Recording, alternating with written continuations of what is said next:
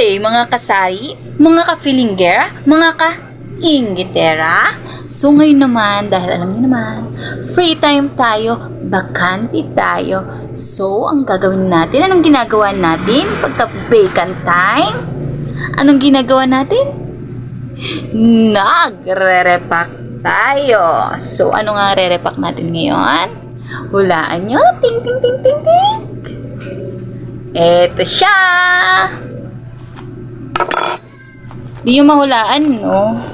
Eto, anong tawag dito, guys? Oh, pamintang pino. Pino, guys. Magre-repack tayo ng pamintang pino. Ayan. So, ang kailangan nga natin sa pagre-repack ng pamintang pino ay, syempre, unang-una ang paminta at ang ating pangdakot. Ayan, may pangdakot na tayo at ang mga plastics. Kailangan natin ng mga maliliit na plastics. Bali, ito ang gagamitin natin, plastic pang-repack. Ito siya, guys. Maliit lang siya. Tamang-tama siya. Isang gamitan lang. Guys, ito. Itong plastic ang gagamitin natin sa pagre-repack ng paminta. Ito nga. Simulan na natin. Madali lang ito, guys. Ganito lang ang pagre-repack ng paminta. Simulan na natin, guys. Bali, ang pagbebentangan natin ito ay 2 pesos each lang. Yan. Ito ang ating sample. Ayan. So, ilalagay lang natin siyang ganyan. And then, yan.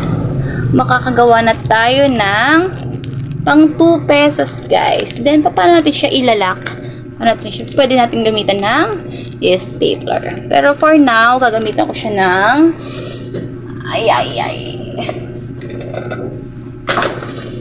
for the views lang, gagamitan natin siya ng lights, ng fire. Fire ang gagamitin natin. Look, guys. So, diba, guys? Ganun lang. Simple lang siya. Oh. May 2 pesos na tayong paminta. Yan. And then, gawa pa tayo. Wait. Bali, kung if ever gusto nyo nga ng marami kayong ire-repack, so, gumamit na kayo ng candle. I-stand nyo lang siyang ganyan, guys. I-stand nyo lang siyang ganyan. Then, mag-repack na tayo. Simulan na natin. Yan, another 2 pesos na to, guys. For the show lang. And then, paano tayo mag-seal? Kailangan natin siya i-seal. Para, syempre, pag binili ay hindi matapon. So, i-seal natin siya like that. And then, 2 pesos each. Meron na tayong dalawa, guys. Oh, ang cute. Lutong-luto. So, eto na nga, guys. Nakatapos na tayo.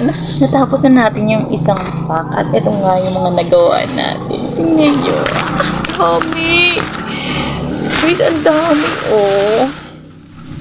Tingnan nyo.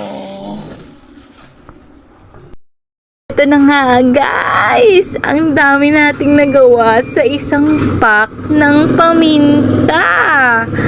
Tingnan nyo, guys. Oh, ang galing. Ang gigit niya. 2 pesos each.